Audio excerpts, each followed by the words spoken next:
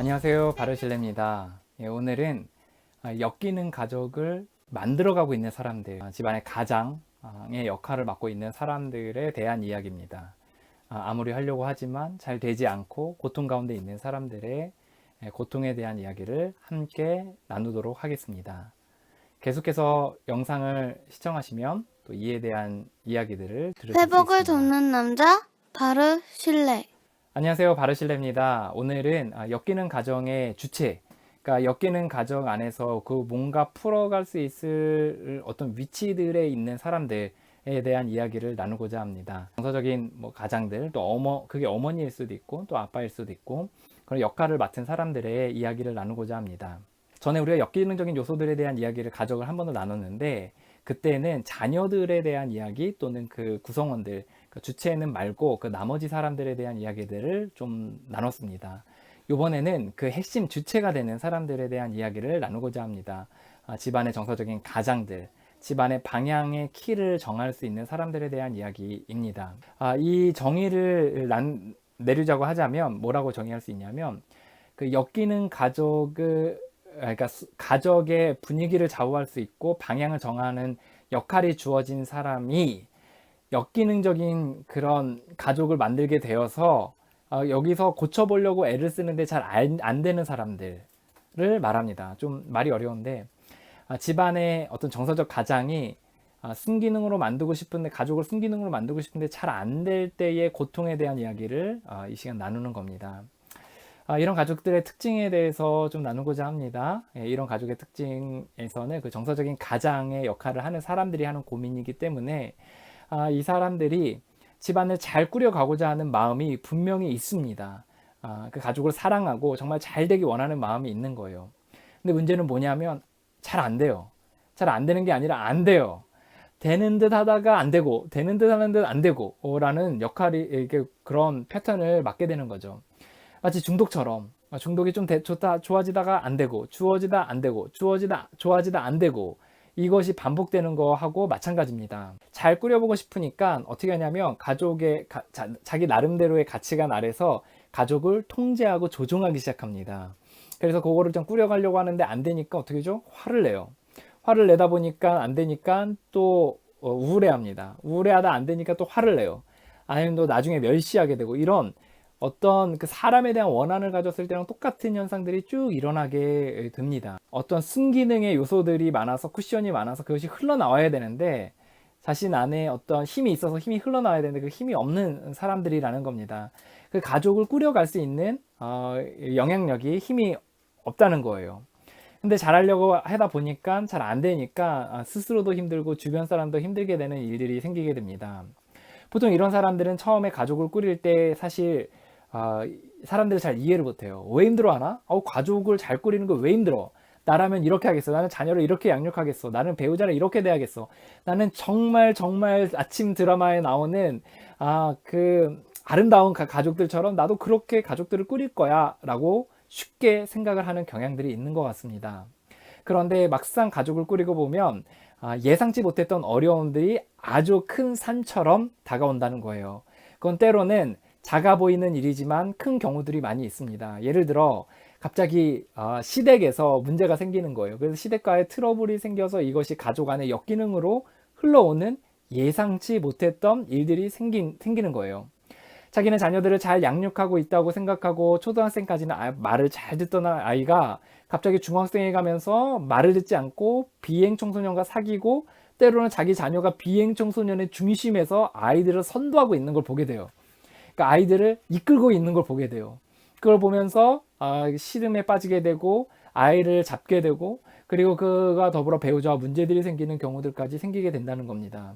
쉬워 보이지만, 또 쉽게 생각했지만, 그것이 또 잘 꾸려가야겠다고 생각했지만 잘 안 되고 어려움을 겪는 경우들이 많이 있습니다. 잘 해야겠다고 생각했죠. 할 수 있다고 생각했죠. 근데 그러지 않는다는 거예요. 이 역기능적인 가족이 어느 정도 패턴에 흐르게 되면 이것이 패턴을 갖게 됩니다.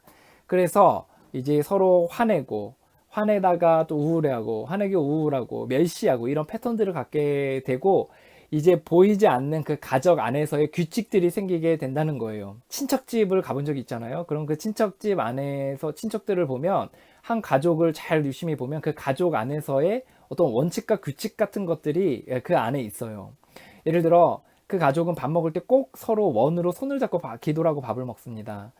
때로는 어떤 가족은 10시 이후에는 모두 잠자리에 들어요. 또 어떤 가족에게는 서로에게 존댓말을 합니다. 이처럼 규칙들이 있는데 역기능적인 규칙들이 그 안에 생기게 된다는 거예요.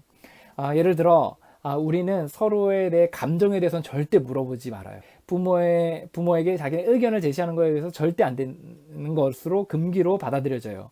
이런 역기능적인 요소들이 마치 규칙처럼 그 가족 안에 흘러가게 됩니다. 그 가족 안에 나도 이제 포기하게 되고 될 대로 되라시게 되고 또 이제 가족 아니라 바깥에서 이제 그 대리 만족들을 이제 누리게 되는 경우들이 많이 있습니다. 이 역기능적인 가족의 주체로서 자기가 그것을 바꾸려고 노력할 때 그런 포지션에 있다고 생각을 할 때 이것이 잘 되지 않아서 고통 가운데 있는 경우들이 너무나도 많이 있는 것을 보게 된다는 거예요. 이런 경우에 서로 가족에게 이제 초조해하고 불안하거나 암을 멸시하거나 그런 감정적인 정상적이지 않은 그런 마음들이 있다는 거예요. 그리고 이 역기능적인 요소 가족 안에서의 사랑이 없고 그리고 자포자기 현상의 일들이 일어나게 됩니다. 그 이후에는 그 앞에서 살펴보았던 그 역기능적인 그 가족 안에서의 요소들이 대부분 일어나게 된다는 거예요. 그러면 정상적인 가족은 어떤 가족이 정상적인 가족이냐? 이런 가족의 특징들은 균형이 있고 서로에 대해 사랑이 있고 또 서로에 대해 열린 마음과 서로에 대한 관심이 있다는 것을 보게 됩니다. 이런 숨기는 가족 안에서 또 당연히 힘이 있는 아이들이, 자녀들이, 배우자가 이제 나온다는 거예요. 예를 들어 배우자가 집에서 굉장히 사랑받고 또 아이들이 숨기는 안에서 자기의 힘을 찾아가는 그런 모습들을 보게 됐을 때 그 사람들이, 가족 부모들이 바깥에서도 자신감 있게 살아갈 수 있지 않을까요? 제가 왜 이거를 따로 이렇게 배분해서 얘기했냐면, 그러니까 역기능적인 가족의 그 자녀로서 또는 그 구성원으로서의 이야기와 가장으로서의 역할을 왜 나눠서 이야기했는지를 좀 얘기해 보려고 하는데요. 왜냐하면 다 지금 저의 이야기를 하는 거예요. 위에 쭉 나왔던 리스트들이 다 저에게 해당되는 문제인들입니다. 제가 사실 이 부분에 있어서 굉장히 고통을 많이 겪었어요. 제가 고통을 겪었던 여러 리스트의 그 우선순위에서 예를 들어 저는 이제 중독의 문제, 또 엮이는 가족 안에서 고통을 겪었던 문제, 또는 낮은 자존감의 문제, 무기력의 문제, 그 외에 여러 가지 많은 문제들이, 사람에 대한 공포 이런 것들도 있었어요. 그런데 제가 고통을 겪었던 것 중에 하나가 최근 들어서 느꼈던 것 중에 하나가 그 가장으로서 그 가족이 역기능적인 요소들을 띠게 되는 것을 봤을 때 그 고통을 제가 겪고 있기 때문입니다. 또 겪었기 때문입니다. 저는 어땠냐면 저는 이렇게 다짐했어요. 나는 우리 가족 안에서 대대로 이어져 오는 이 역기능적인 요소를 절대 대물림하지 않으리라 라는 것을 다짐했어요. 그래서 낫다에 끝내리라, 내가 그래서 회복하리라 라는 다짐을 하고 열심히 회복을 노력을 했습니다. 이제 그러면서 이제 결혼을 하게 되고 또 그리고 자녀가 1명, 2명 생기게 돼서 4명의 가족 구성원이 됐어요. 그런데 제가 힘이 없었어요, 사실. 제가 뭔가 그 중독의 문제 또는 습관적인 죄의 문제, 성격적인 결함, 또 내 안의 본능의 문제들, 또 육체적인 무기력감들, 우울함들, 또 어떤 사회 안에서의 기능들을 감당하는 부분들의 연약감이 너무나 많으니까 가족을 잘 꾸려가고자 하는 마음들은 너무나도 많은데 그것을 제대로 할 수 있는 힘이 없는 거예요. 그러다 보니까 힘이 없으면 어떡하냐면 가족을 그러니까 좀 제대로 못 돕게 되는 거죠. 정서적인 지원이나 어떤 실질적인 지원들을 잘 못하게 되니까 가족이 서로 이렇게 갈급해하고 병들게 되고 의존이 되게 되고 서로에 무관심하게 되고 이제 바깥으로 돌게 되는 일들이 생기게 됐습니다. 그러면서 제가 사춘기 아이를 키우면서 이제 그 울타리를 쳐놓고 그 울타리에서 마음껏 뛰놀도록 해야 되는데 제가 그거를 어떻게 해야 될지 모르겠는 거예요. 또 내가 힘이 없으니까 그렇게 아이들과 또 그 식구들을 잘 돌보는 데 있어서 문제가 생기더라고요. 그래서 저는 가족을 통제하려고 하고 막 쪼다 보니까 더욱더 가족의 구성원들이 힘들어하고 또 부부간의 관계에 있어서도 소원해지면서 굉장히 가족이 역기능적인 요소들로 꽉 채워지는 것을 보게 되었습니다. 저희 가족 안에서도 여러 그 규칙들이 있어요. 역기능적인 규칙들이 생기더라고요. 예를 들어 절대 뭐 둘째에게는 큰애가 뭐 가르치거나 뭐 하지 못하게 해야 된다라는 거, 또는 아이들이에게 뭐든지 부모가 뭔가 눈치를 보면서 다 봉사해야 된다. 아니면 아이들이 싫다고 반항하면 뭐 거기에 대해서 뭐라고 하지 않는다. 뭐 이런 것들을 나름대로 역기능적인 규칙들이 생기더라고요.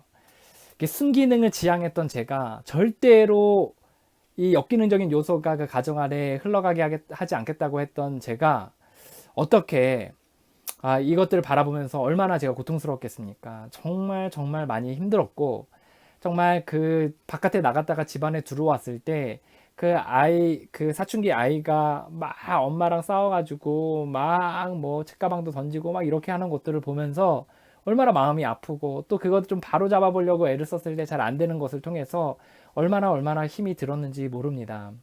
자녀 양육으로 인해 많은 사람들이 고통을 겪고 있는 거로 알고 있어요. 특히 아이들이 좀 커가면서 이제 고학년이 돼가면서 아이들이 말을 듣지 않고 이제 자녀들이 이제 부모와 생각들과 다르게 가는 경우들이 많이 있습니다. 또 이제 사춘기가 되면서 완전히 삐뚤러 나가는 경우들도 있고, 그것이 중학교 되면 끝날 줄 알았더니 고등학교, 대학교, 대학원, 결혼해서까지 그러는 경우들도 많이 있다고 들었습니다. 이렇게 역기능적인 그 가족 안에서의 그 가장들 또는 부모들의 그 정서적인 고통은 실로 너무나도 큽니다. 그래서 우울해하고 힘들어하고, 그리고 거기서 자연스럽게 역기능적인 동반 의존의 관계들, 정서적인 끈이 연결되어서 끌려다니게 되는 일들이 생기게 됩니다. 사람들이 이해하지 많이 못하는 것들 중에 하나가, 어떻게 작은 아이에게 또는 그 중학생, 고등학생 아이에게 부모가 그렇게 벌벌 떨면서 끌려다니냐라고 이야기하는데, 그게 처음부터 그랬다기보다는 서서히 시간이 지나면서 자기가 맞추다 보니까 그렇게 정서적인 끈으로 인해서 끌려다니는 거라고 볼 수 있을 것 같습니다. 정말 이것으로 인해 고통 겪는 사람들이 정말 많은 거로 알고 있어요. 제 주변에도 정말 이것으로 인해서 정말 같이 이야기 나누기 원하는 사람들도 많이 만났습니다. 순기능의 가정들은 서로가 역할을 분담할 줄 알고 대화가 있으며, 그리고 그 부모가 가자는 대로 이렇게 큰 울타리를 치고서 흘러가는 부분들이 있습니다. 그런데 역기능적인 요소들의 가정들은 그런 게 잘 안 된다는 거예요. 이 역기능적인 가족 안에서 가장이 되어 자녀들을 이렇게 잘 꾸려보고자, 또 가족의 분위기를 잘 꾸려보고자 하지만 잘 안 돼서 너무나 고통 겪고 있는 사람들의 이야기를 한번 같이 나누면서 위로받는 시간들 되었으면 좋겠습니다.